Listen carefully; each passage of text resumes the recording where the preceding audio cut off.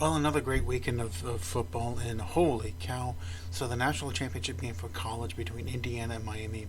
First of all, two teams we never thought were going to get here, but great game. Indiana led most of the way, actually, all of the way, but it never really felt like the game was secured. And then just an absolutely amazing play by Fernando Mendoza down the stretch, and just phenomenal play, phenomenal game. We diverge a little bit to college basketball. BJ, this is about when Syracuse was good. And then we move on to the NFL. And the four games we had the previous weekend, two were good, two were stinkers, but hey, you can't win them all. And then we preview the upcoming AFC and NFC title games. So if you like what we're doing, don't forget to like and subscribe to us. We're on YouTube, we're on Facebook, we're on Instagram, even on Blue Sky.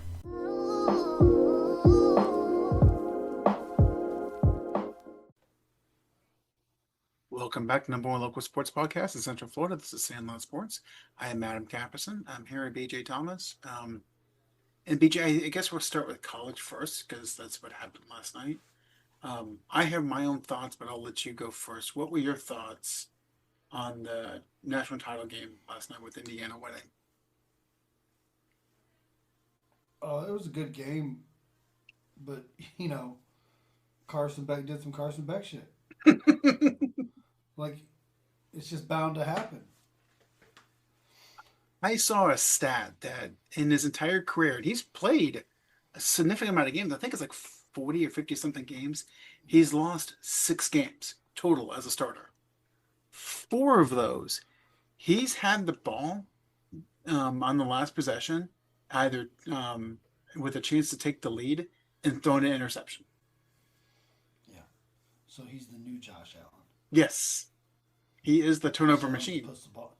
Josh Allen just puts the ball on the ground. You know what's crazy though is Josh Allen may be a turnover machine, but he can still outscore most people in fantasy football. It's fantastic.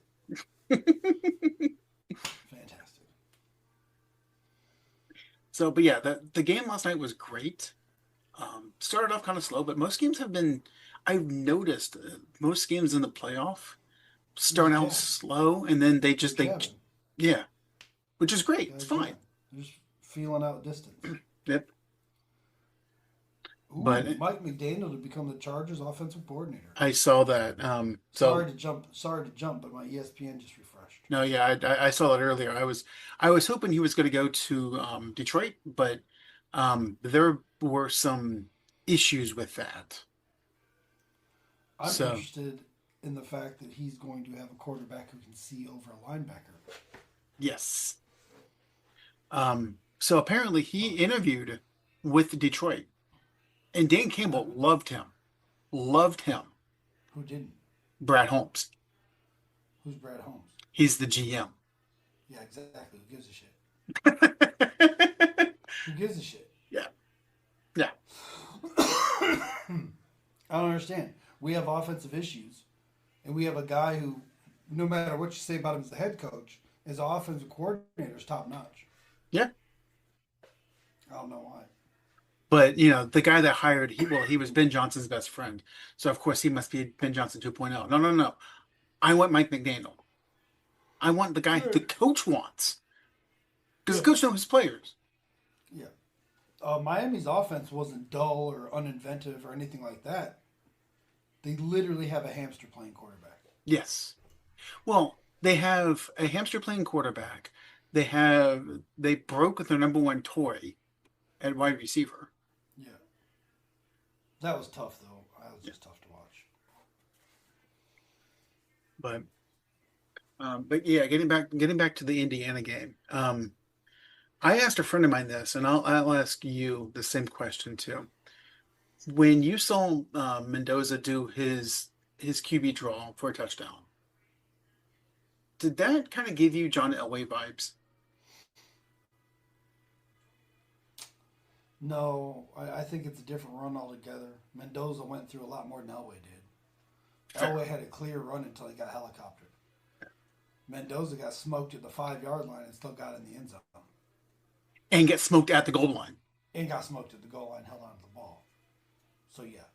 I don't know. I'd have to put Mendoza's run somewhere else. I'm sure there's one that's comparable, but I can't think of it. Yeah, and I was joking with a friend of mine, like just off the top of my head, like top runs of NFL and college and the playoffs.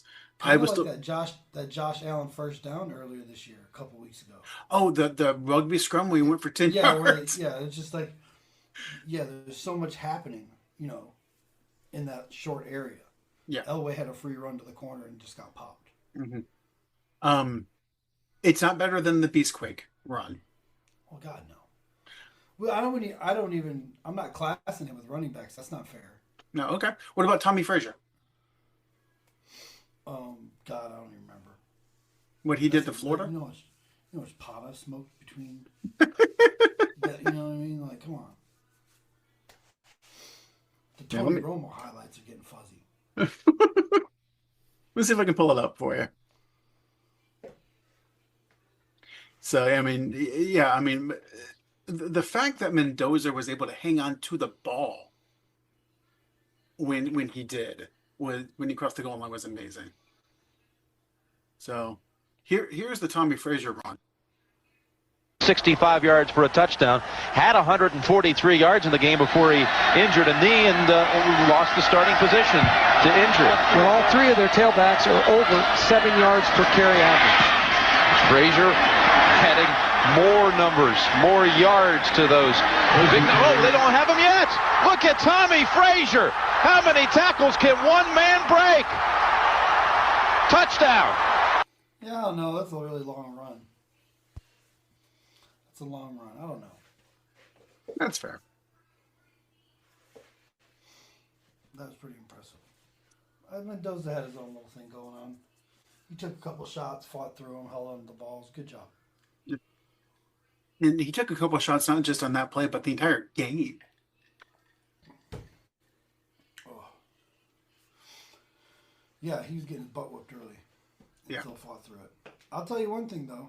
I don't know about him as a pro prospect. Once they take away that back shoulder fade, now what? Yeah. Like, he relies on that. Mm-hmm. And good for him. I mean, whatever. He throws a great ball doing it. But the back shoulder fade's been prominent for years now. They're learning how to defend it. Yeah. Now, is that because he's really good at it and he doesn't know anything else? Or is the coaching staff goes, hey, we'll keep doing this until you stop it? I don't know. It's something they know they can get. Yeah. For whatever reason, they know they can get it. I just don't know.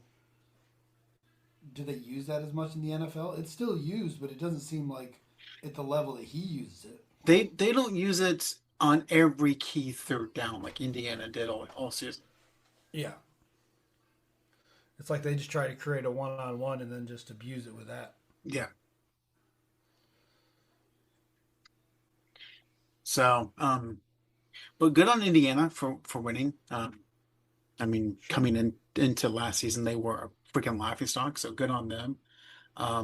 I think it shows every single fan base across the nation. Guys, we can do this. Yeah, it's doable. Yeah. There's a path. There is a path. Now, you need rich donors. You need a great coach, but you can most do of the it. big schools have that. Yeah. Most of the majority schools have enough money to pull off what Signetti did. Mm-hmm. It's just having the brain, plan, and people in place to execute it. Yep. So, but even not just Indiana winning it, but Miami being there. You and I both had Miami kind of like, coming into the season. Oh, yeah, for sure. And they started out like that. Yeah. It didn't go great. And they improved, as the season went on, and they were good enough. And what kind of joke is like, as long as you have a seat in the playoffs, you have a chance. Yeah, and that's the thing. That's why it's so great. But I don't think we were wrong about Miami. I think we probably did not understand how great their defensive line was. Yeah, that's probably fair.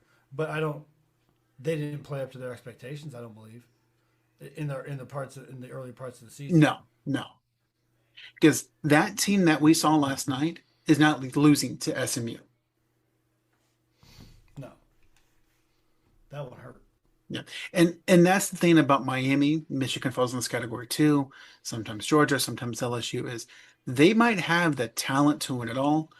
they might also just have a massive brain fart against a team you be like, what the hell Right. were you thinking?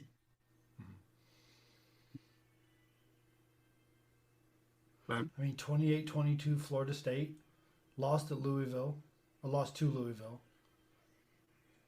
lost to SMU, and then they finished strong it didn't even win their conference. against poor. They finished strong against poor competition though. Syracuse, NC State, Virginia Tech, and Pittsburgh was 22 when they played, but they did not look good against Texas A&M. No, they they beat A&M though. And then when they beat Ohio State, I was like, oh, really? I was like, Hmm. oh, okay, well, sure, whatever. There's something here. Yeah. I won't hate if there's something there, but for years, and this is what bugs me about our mutual friend or mutual acquaintance, is he is about Miami what he thinks most Cowboy fans are. That's fair. It's our year. No, it isn't. Shut up. Shut up. No, it isn't. Name your quarterback. Go ahead, I'll wait. Hmm. And this is the first year we've been able to do that and name the quarterback. And look what happened. Yeah. But you got a good point. Like most rational sports fans, just in general, not just Cowboys fans, although they get a lot of the hype, but even Ohio State fans, Michigan fans, Florida fans, they're most rational fans will tell you if their team sucks. Yeah. Yeah, I haven't said it's the Cowboys' year for a while. Since probably 98. I haven't said it out loud in a while. No, I thought there was a couple years there with Romo and DeMarcus Ware where it was like, I mean, they went 13-3 a few times. 12 and 4s. Like, they had good seasons. I thought there was a chance. But then there was always that uneasiness of watching a Tony Romo football game. You're just kind of sitting there waiting for the other shoe to drop. Yeah. He's got 3 touchdown passes. This shit ain't over.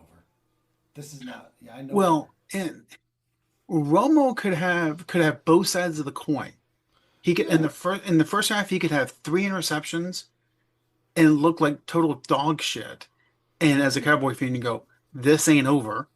He can That do Bills this." game, the Bills game on Monday Night Football. I think he had 4 interceptions, and came back and won that game with T.O. and Cast. Hmm. And so yeah, but you always sit there with a Romo game, and you're just my dad and I when he was alive. We used to sit there, and there'd just be so much damn tension watching these games. It probably knocked 3 years off his life. Probably. Yeah, between that and Syracuse basketball, he had a hard time watching Syracuse get bad. Yeah, It was hard for him. I can think see he, that. I think he remembers when it was bad, Hmm. and then Boeheim came along, and it was like, oh wow, Well, we're something here. and I want to ask you this question in all seriousness. College teams specifically, like you hear, okay, Syracuse basketball. We remember the 80s and 90s when they were Syracuse basketball. Into the 2000s. But was that just because Boeheim was there? Same with Duke. Well, the thing is they have somebody else running Boeheim's system. Nobody runs your system like you, and they have somebody else that's been trying to run Boeheim's system. And I think it's time to move on to man and more NBA style offense and just let it go. It's sad because you can shoot clear over the top of a zone now. There are 19-year-old kids that can shoot NBA threes, Hmm. which they didn't have the green light for that back in the day, and they didn't take those shots a lot. But when you started to see Villanova and Pittsburgh just sit out there about 2 feet past the three-point line and put these shots up and hit them, that's when the chinks in the Syracuse armor started to come clear. It was like, ugh. Yeah, nobody's getting anything in the paint or at the three-point line, but now these guys are shooting NBA threes. Hmm. Now it just stretches that zone, and there's holes in it to drive. There's holes to cut, even more than there are before. Yeah, I remember, I forget what year it was. I want to say it was 2013 the year that Michigan played Louisville in the finals, when they played Syracuse in the Final Four and just smoked them, because exactly what you said. They could shoot threes. They had Mitch McGrady at center that was just tearing them up because they had guys they could shoot. Kevin Pittsnuggle from Pittsburgh made a name for himself because he could shoot And Syracuse. the West Virginia kids. Yeah. Oh, All did I say those- Pittsburgh? all those- I meant West Virginia. I'm sorry. Yeah, no, but West Virginia too. Like it's Pittsburgh and West Virginia. All those teams decided, look, shoot it out here. Screw it. Yeah. You can do it. You're going to do it next year anyways. Yeah, and now in the age of Steph Curry, where everyone shoots threes, whether they make them or not. It makes the zone a real tough sell. Yeah. It was fun to watch though. It was cool. It was cool to be the different team. Yeah. It was And- so cool to be like, oh, you're going to bring all these athletes out here and run man. Well, watch like these few just pure athletes shut this shit down with lateral movement. They're just pure athletes. A lot of them weren't great basketball players. Jim Boeheim took a bunch of 6'6" kids who were athletes with some basketball skills and turned them into like winning basketball players. Like Akeem Warwick. Where would he have been on most other teams? On the bench. And he was for a while. But he worked his way up. And became one of McNamara. the premier defenders in the league. McNamara. Where's McNamara playing? I don't even know. I will look it up. Maybe Pittsburgh or Villanova because they collect small guards. Maybe. You know what I mean? But like, where else? I mean, and Jerry Mack was a legend at Syracuse. Is a legend. He still at Syracuse. is. Carmelo was huge for that national championship run, but without Jerry Mack, there's no game. And like the unsung heroes, like the Dwayne brothers, Quest Dwayne, Yeah. and people like that, and just I don't know, like it was a good time. It was a great time. I reminisce too much about Big East basketball, but it's still a sore point. Like we broke all that up for this version of the ACC. Wonderful, wonderful. So to put a bow on that, so you're right. Jerry McNamara, he never has to buy a drink or a plate of food in Upper New York ever again. Do you realize he never played a minute in the NBA? He hit all his big shots in college. Didn't need to. That and he's all of 5'11". But by the way, he's a current head coach now Oh, that's awesome. Where? at Siena. Oh, good. Hope he does well. I'll tell you what. Few people shoot off the move like Jerry McNamara did. He could pick that ball up and just like, oh shit. Oh, you want me to shoot? Okay, cool. I got you. Okay, sure. And it was cool because it was like they'd restrain them and try to run their usual shit. And at some point, Boeheim was like, "Fuck it, cut it loose." Like, But you bring up a good point. So Syracuse, I mean, they recruited a certain kind of guy that would come in and play zone. And then when they got the one like Hall of Fame NBA player in Melo, they win it all. yeah. Yep. I mean, they were close. You got to remember, they only lost to a Keith Smart jumper on the baseline to Indiana. And they took a phenomenal Kentucky team to the wire with John Yeah, Wallace. with John Wallace. Absolutely. There's been players that come through Syracuse. Yep. John Wallace is underrated. Oh, yeah. Not in college, but he wasn't on great teams in the NBA either. No. I think the Knicks drafted him, and he just kind of was like, whatever. He was one of the first big shooters. It's 6'9", who was a center forward kind of guy, would step out there and hit The these stretch five. long jumpers. Yeah, start hitting these long jumpers. Yeah, don't forget about Derek Coleman, Oh, yeah. Sherman Yep. Douglas, Ronnie Cycli. Yeah, I remember him from the Heat. Yep.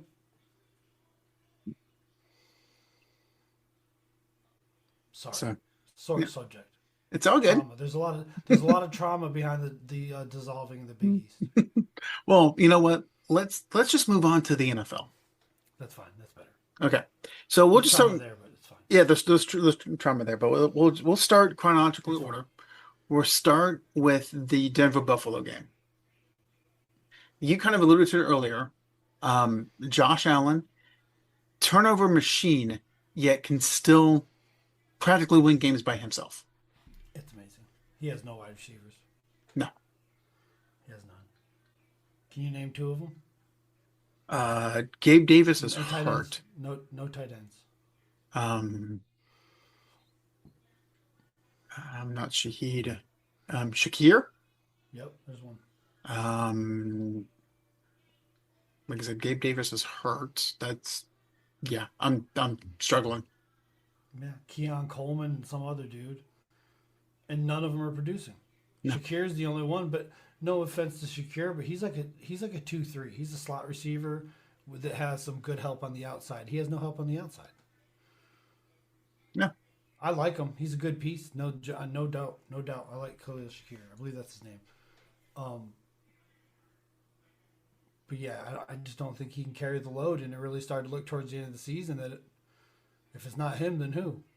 Well, and I will say this. So after they lost to Denver, the GM and head of football operations called Sean McDermott into their office and said, "Okay, coach, what do we need to do to change this?"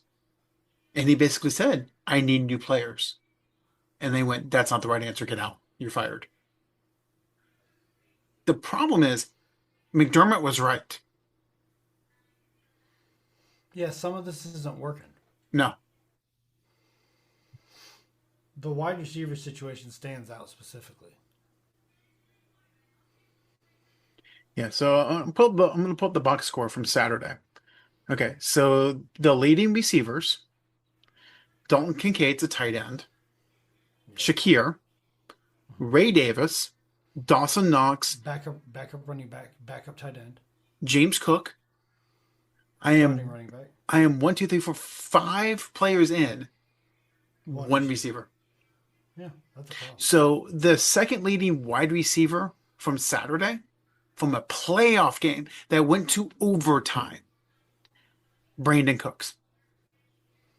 2 catches, 20 yards. That's crazy. Behind him, it's Keon Coleman, McCole Hardman, Curtis Samuel. And honestly, if I was not looking at the box score, I could not have told you that McCole Hardman or Curtis Samuel was even on the roster, even though Hardman got a touchdown on Saturday. What's crazy is I believe Hardman wound up back on the Chiefs. They must have cut him. I thought he started the season or was early in the season with the Chiefs, if I'm not mistaken. Let me find out real quick. On ESPN, they have him listed for the Bills, but his picture's got a Green Bay Packers jersey on. I thought he went from the Packers back to the Chiefs and then wound up on the. Not that it matters, but.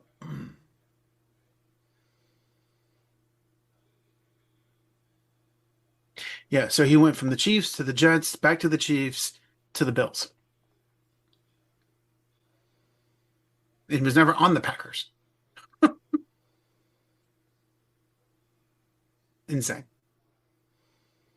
So, and I know Buffalo fans are mad about the catch, no catch, interception, whatever. I've seen them play probably 50 times. I can tell you that they played a football game. I couldn't tell you one way or the other, but I can also tell you that one play didn't lose them the game. They had 5 turnovers in that game. Absolutely. I mean, Bills fans are mad that the turnover machine produced turnovers. I don't know what you want me to tell you. Did what we thought was going to happen. Yeah. You're going to get 1 or 2 out of them every game, it feels like. Yeah. And this was his best shot. This was no Mahomes, no Lamar, no Burrow.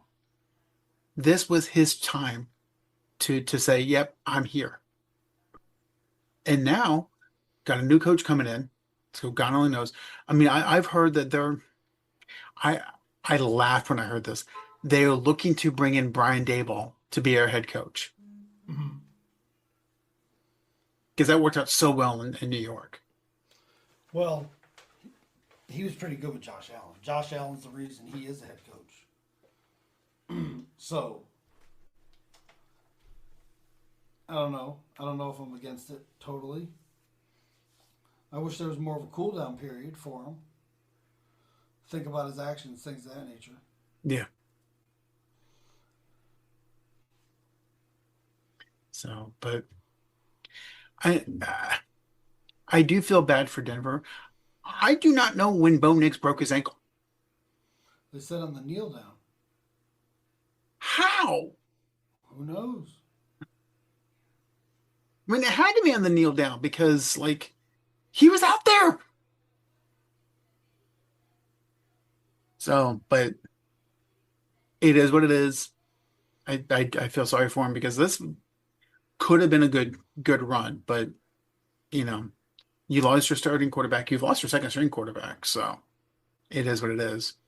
Um, Now, granted, they could do they could have the Seattle game plan. We'll move on to the Seattle game. So Seattle had a hurt quarterback who historically has not done well in big games. Just call it like it is. So they had the perfect game plan for a quarterback who doesn't do well in big games. It's easy. Run the opening kickoff back for a touchdown and play great defense. No, that's it. Just do that. You'll be good Just to go. And then run the football down their throat for the whole game. yeah.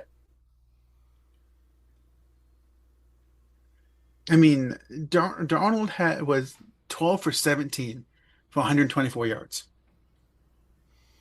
Yeah, they said he had an oblique injury. And Yeah. Kyle Shanahan kind of threw him under the bus in the post-game press conference. Said we knew how the pregame was going to go. He had to wait for the Toradol to kick in or something to that effect. Dude, you were down 10-0 before the blink of an eye. Shut up. It just sounded a little butt-hurty, that's all. Yeah.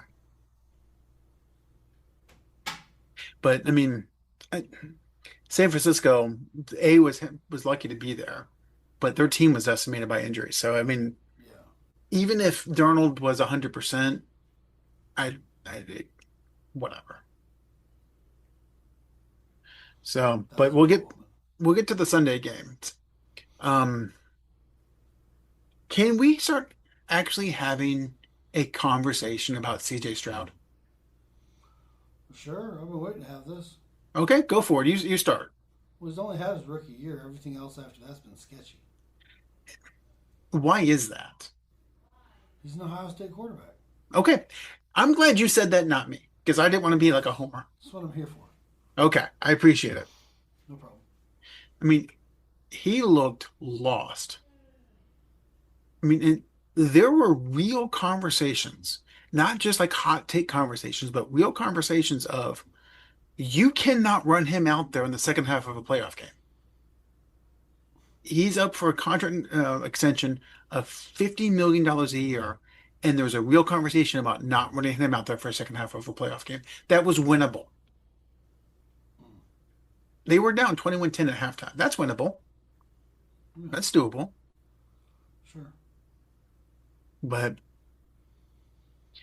I mean, when it comes to the playoffs, he has, and not just this year, he has been god awful in the playoffs. And yeah, it might be the Ohio State quarterback, but I I don't know how they can actually extend his contract. Okay. Here's his record in the playoffs, okay? Mm-hmm. He's 3-3. Okay, he wins the first round, loses the second round every single year. 6 touchdowns, 6 interceptions. Jeez, they'd be killing Dak if that was him. Yeah, and what I thought was interesting is at the end of the telecast on Sunday, God bless Drake because he will tell it like it is. But he was trying hard. He was watching every single word that he said. He was trying hard to not say that CJ Stroud is Matt Schaub. Damn. That's tough. I mean, is it wrong?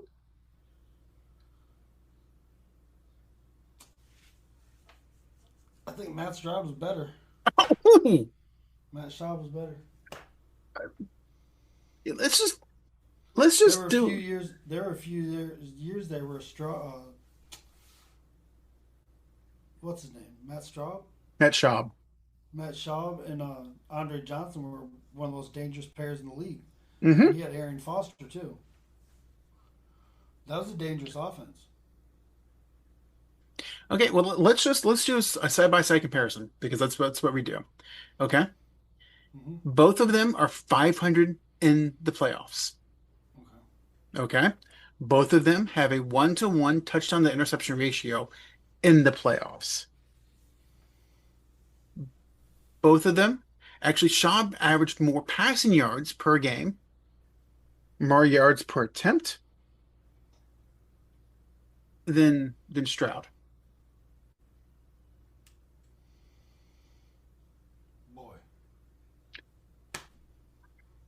There you go. there you go.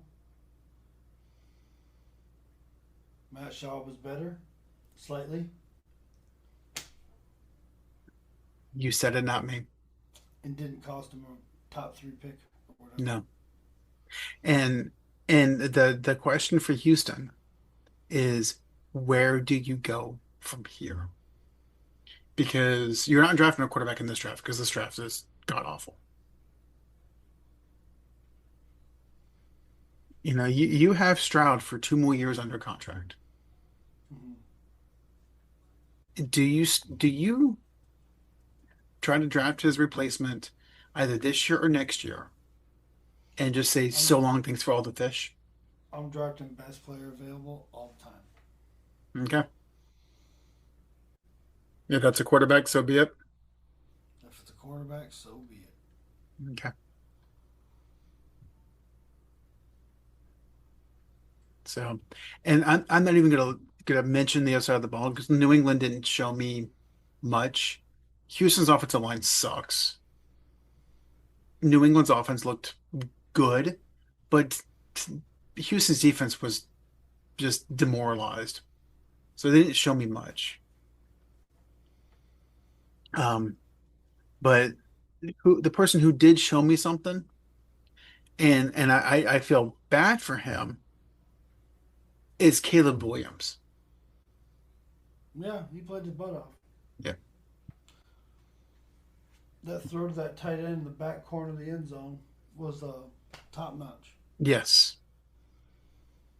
The only reason why, like I said, I feel bad for him is because that play is probably just going to get lost to history. Yeah, unfortunately. Because what was the guy's name in Seattle? Kearse? I don't want to say Javion, but you know what I'm talking about, the receiver for Seattle. That Oh, Jerome Curse, sure, something like we'll that. we'll go with that. Caught an amazing catch on the sideline in the Super Bowl to set them up first and goal to win. Jermaine Curse. Jermaine Kearse. That was close. And nobody remembers it. Everybody remembers what happens 2 plays later. That touchdown from Caleb was absolutely amazing. Yeah. And no one out of Chicago is going to remember it.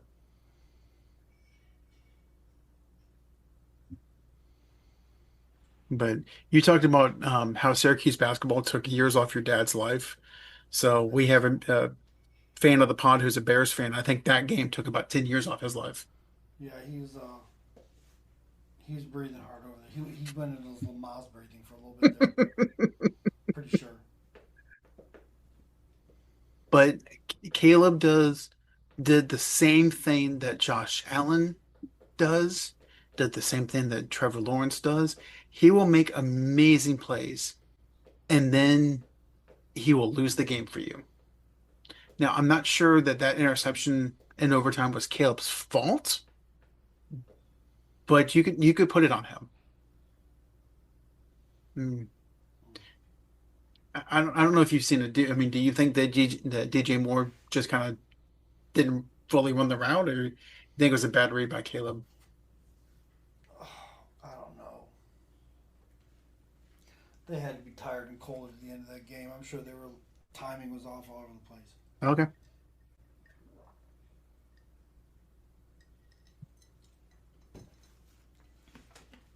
So, well, with that, we will get to our picks for the title games this weekend, and then we will go from there. So I will propose this question. Okay. New England is a 5.5 point favorite against Jared Stidham and the Denver Broncos.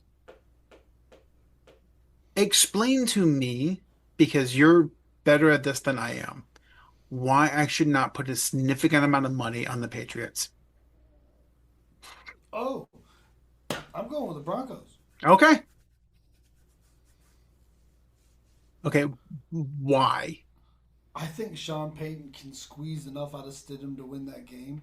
And I think between their running game, the potential of J.K. Dobbins coming back, and a decent defense, that this game they could at least beat that spread. Okay. I'm I'm going with New England on the simple fact that Stidham is the first quarterback ever to not throw a pass in the regular season to start a championship game. And if Nix had gone out like week 17 and Stidham had gotten a lot of reps with the first team and kind of was in one last week, yes, 100%. But I think he's coming in cold. I think there's going to be a lot to throw at him at the very beginning. I think New England jumps on them like 14-0, and Stidham just can't come back. Okay. Now, flip side, why do you like the Rams, or do you like the Rams? I do not like the Rams. Okay. I think the Seahawks are the most complete team in football right now. So you going Seahawks to the 2.5? I am. Yeah, that's the wise pick, at least from my perspective. So I indulge me for a little bit. Just hear me out, okay? So Mike McDonald, coach for Seattle Seahawks, great head coach. He's gotten them, as you said, one of the most complete teams, one of the most well-coached teams in the NFL. Okay, Jesse Minter, great defensive coordinator for the Chargers. It's not his fault that Herbert is overrated and has had a broken hand. Okay, two great defensive coordinators, coached at Michigan. I was told while they were there, the only reason why they were successful was because they were stealing signs. Well, both of them have gone to the NFL and have done pretty damn well for themselves. So maybe it wasn't the signs. Yeah, give me a minute to indulge myself. So that's where we stand. Looking forward The to it. quarterback looks like shit though. But can't win them all. Yeah. No. But also that goes back to it's not signs if your offensive line is just better.